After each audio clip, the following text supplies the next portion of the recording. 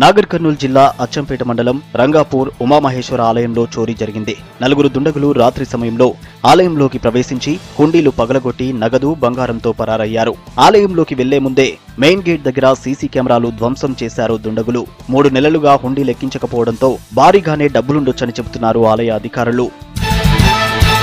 యాదాద్రి భువనగిరి జిల్లాలోని భువనగిరి మండలం కుమ్మరిగూడెంలో జరిగిన రోడ్డు ప్రమాదంలో కొత్త దంపతులు చనిపోయారు.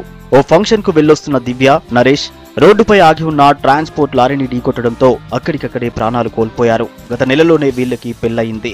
2 కుటుంబాల్లో విషాదం నెలకొంది. అన్యాయంగా ఉద్యోగం నుంచి తొలగించారంటూ మెదక్ జిల్లా చినశంకరంపేట మండలంలో శ్రీ మాలిని కంపెనీ కార్మికులు ధర్నా చేశారు. కంపెనీలో బీఎంఎస్ యూనియన్ పెట్టడంతో వేధిస్తున్నారని ఆరోపించారు కార్మికులు. తమకు న్యాయం చేయాలని కోరుతున్నారు. రంగారెడ్డి జిల్లా ఆమన్గల్లో ఖాళీ బిందెలతో ముర్తూజపల్లికి చెందిన మహిళలు ఆందోళనకు దిగారు. తమ గ్రామానికి 2 నెలలుగా నీళ్లు రావడం లేదని, అధికారులకు చెప్పినా పట్టించుకోవడం లేదని ఆగ్రహం వ్యక్తం చేశారు. త్వరగా తమ నీటి సమస్యను పరిష్కరించాలంటూ 2 గంటల పాటు ఖాళీ బిందెలతో అధికారుల తీరుపై నిరసన తెలిపారు.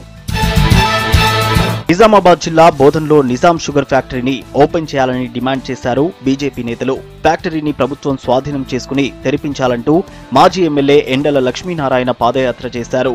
టీఆర్ఎస్ ఎన్నికల్లో ఇచ్చిన హామీని నిలబెట్టుకుని సభా సంఘం సిఫార్సులు అమలు చేయాలని కోరారు లక్ష్మీనారాయణ. ఆర్థిక ఇబ్బందులు పడుతున్న కార్మికులను ఆదుకోవాలన్నారు. ఖమ్మం జిల్లా వైరాలో మిషన్ భగీరథ కార్మిక సంఘం ఆందోళనకు దిగింది. కార్మికులకు 9 నెలల నుంచి పెండింగ్ లో ఉన్న జీతాలు చెల్లించాలని డిమాండ్ చేస్తూ నీటి సరఫరా నిలిపివేశారు కార్మిక సంఘం నాయకులు. అధికారులకు చెప్పినా పట్టించుకోవడం లేదని మండిపడుతున్నారు. సమ్మెతో 12 మండలాలకు నీటి సరఫరా నిలిచిపోయింది. ఆస్తి తగాదాలతో దహన సంస్కారాలు చేయకుండా భద్రాద్రి కొత్తగూడెం జిల్లాలో ఓ వృద్ధురాలి మృతదేహాన్ని వదిలేశారు. పాల్వంచ మండలం బంగారుజాల గ్రామానికి చెందిన తాటి రత్తమ్మ 3 రోజుల క్రితం చనిపోయింది. అయితే చనిపోయాక ఆస్తి విషయంలో గొడవ రావడంతో మృతదేహాన్ని వదిలి వెళ్లారు కుటుంబ సభ్యులు.